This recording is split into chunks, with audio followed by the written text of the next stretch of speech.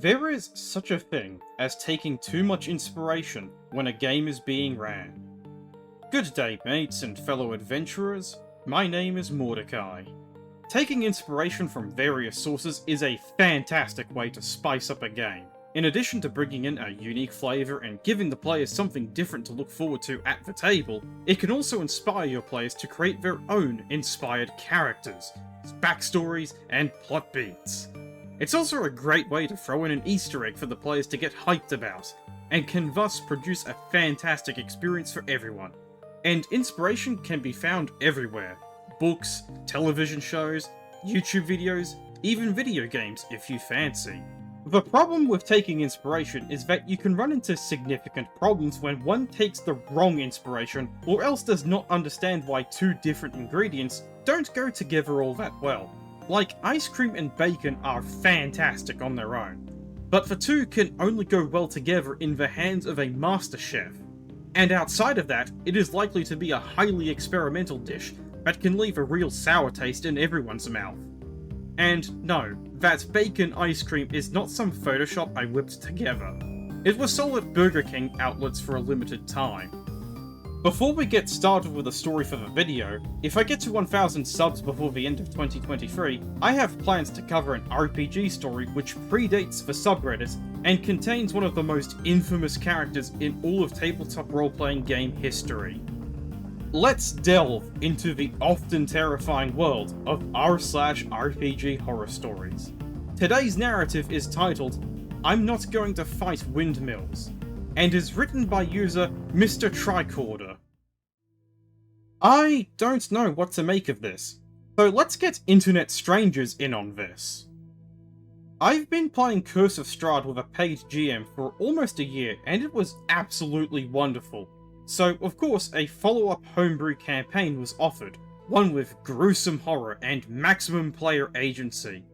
Our characters were dead, and they are now stuck in some form of hell. Why not? Or so I thought.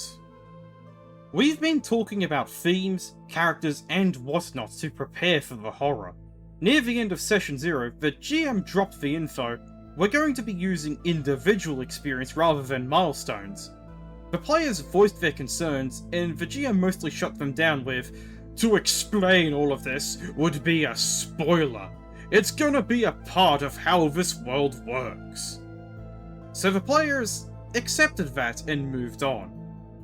Early on into the campaign, we ran into some bandits, and during the fight, suddenly some experience dropped. In this world, you only gain experience by killing people and sort of sucking up their souls. I voiced concerns that this will incentivize murder hoboing, and she confirmed that this is indeed the design choice she made here. She wants to incentivize murder hoboing and make the characters struggle against the temptation to murder people for power.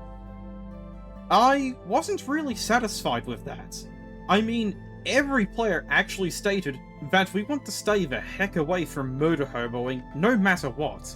She reiterated that the goal is not to teach murder hoboing to players, but to highlight the morality of the situation and to make the characters find other ways to succeed other than to kill. I didn't know what to say to this, so I went along. Unfortunately, I know exactly what's going on here. The GM is copying Undertale without understanding how or even why Undertale works. We'll do a deep dive on why Undertale's experience mechanics do not work for a system like D&D as part of the afterthoughts, especially with individual experience. We pushed further, but since we refused to kill people and eat their souls, the game became a drag. About 6 sessions of us being stuck at level 1, slowly crawling around without any noticeable progress, and I had enough of that, so I talked to the GM again, asking if this is even a viable playstyle for this campaign, or if we need to rethink our approach. I was told that there will be other rewards to look forward to, and if I continue down this path, I might miss out on a good chunk of experience, but I might gain other advantages such as followers or faction standing to make up for the experience gap. To be honest, this already took a big chunk of enthusiasm out of the game. The entire world we played in was so full of awful factions I didn't look forward to gain standing with any of them, and NPCs were so terrible in general that I didn't want any of them to be my followers either. We had a selection between an oppressive megachurch, Mercenaries Are Us, Fantasy CIA, Fantasy Borg Collective, Mr. I'm going to steal your experience when you support me. If there's more, I don't remember. The information we gathered was always biased, unreliable, and sometimes outright false.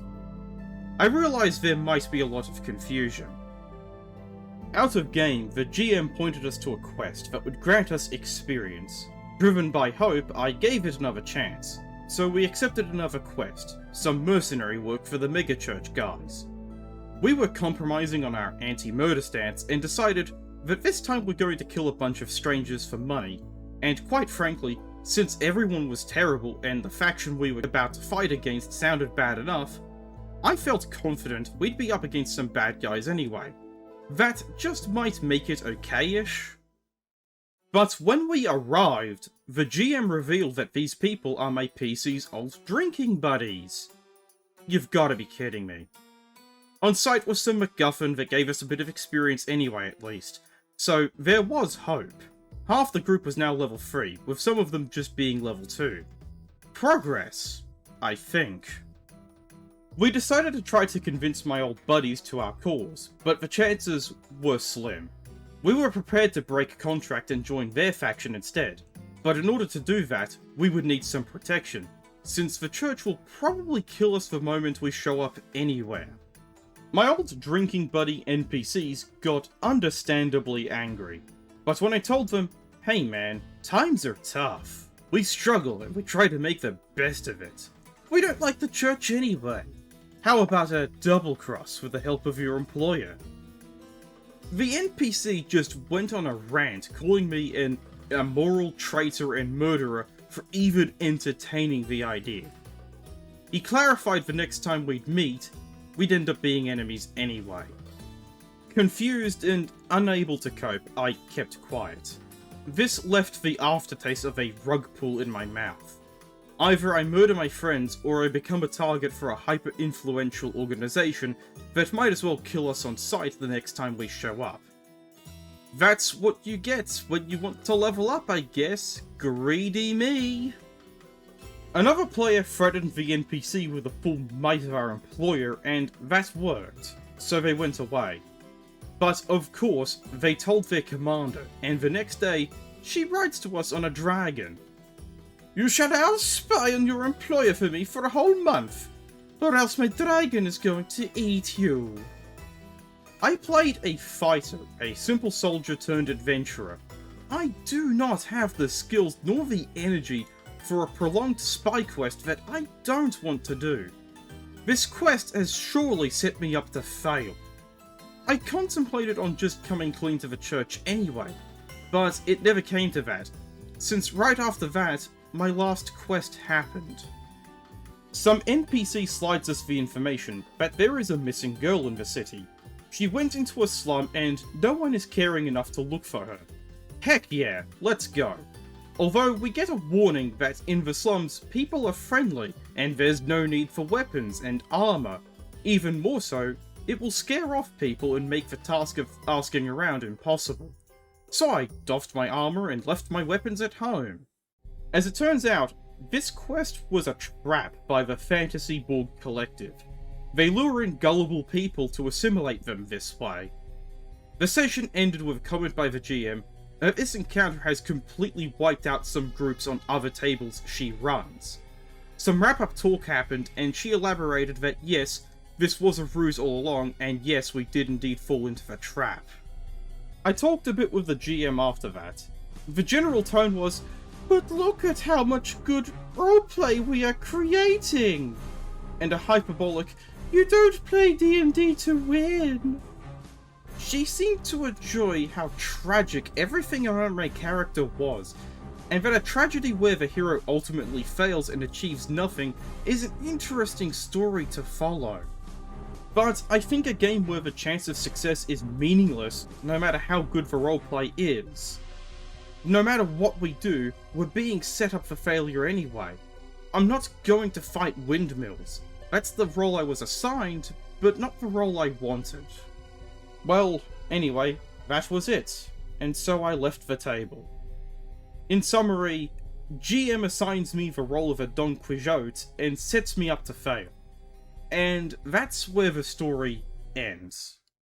Let's address the elephant in the room. Having your game ran like it's taking inspiration from the mechanics of Undertale is a bad idea unless you understand why it works for Undertale. I can explain why Undertale's systems for leveling and experience do not work with D&D out of the box in one sentence. Both of these systems support two significantly different and incompatible forms of power fantasy. In Undertale, a level 1 Frisk is just as capable of killing an ancient red dragon as a level 20 Frisk. The only thing that meaningfully changes there is the raw numbers as they exchange blows, and that's largely because Undertale automatically scales opponents to the player. Plus, Undertale encourages resolving fights without killing, and inherently supports that from the moment the player boots the game up. That's on top of Undertale being a single-player game, with a central plot to follow. But with D&D, you have an entire group, who are supposed to level up as a group and acquire class skills, items with interesting quirks, have individual plot beats with written backstories, and are able to control the storyline by making world-changing decisions. And at low levels, you would absolutely get wrecked if you so much as looked at that ancient dragon in a funny manner. No wonder why the players immediately folded onto the railroad when the GM pulled out their dragon-riding DMPC. I have to wonder what Den of the Drake would think about the GM using a dragon-riding DMPC to railroad the party. It would probably involve him pulling out his trusty switchblade. Also, all of the enemies that the party encounters and fights in D&D generally include villains who will stop at nothing to accomplish their goals. Goals which upon completion result in outcomes that are detrimental to the broader world. And those villains have no interest in being spared. To bring the conversation back to Undertale's world building quickly, it also features a diverse range of characters, and most of them are ordinary people living in the world at the end of the day. There are some which are interesting, and some you'd rather never interact with again. This in turn creates the moral dilemma in players' minds about killing these NPCs. The same dilemma is less impactful in a setting where every NPC is a jerk. End of story. All of this put together is why this paid game fell apart in the long term. The real shame is that, with the necessary tweaks and a party which are actual murder hobos, this actually would have been a really solid chance to become a glory story. Oh yeah, the game was paid for, which makes this a double tragedy. That also adds insult to injury with the claim of, "Oh, look how good the RP is!" Especially since it was never agreed that the story would be one of a hero's tragedy as they futilely try to save a world which does not appear to be worth saving. I'll conclude this by saying that if you find yourself in a game that is like the one in the post, then have a talk with the GM about the issues that are being created by the experience system. Also, it would be worth explaining to the GM why having individual experience in a cooperative tabletop game is a terrible idea. All that encourages is having edgelords and power gamers hoard all of the experience without considering the wider party. Then again, if most of the groups the GM has ran this game for have died at this exact same point on the railroad, they may not have been able to encounter the issues that would cause. Thank you for watching the video. If you like my content and want to see more or wish to support the channel, please hit the subscribe button and maybe leave the video a like. It's free to do, and every bit of support is highly appreciated. Again, thank you for watching, and I shall see you all next time.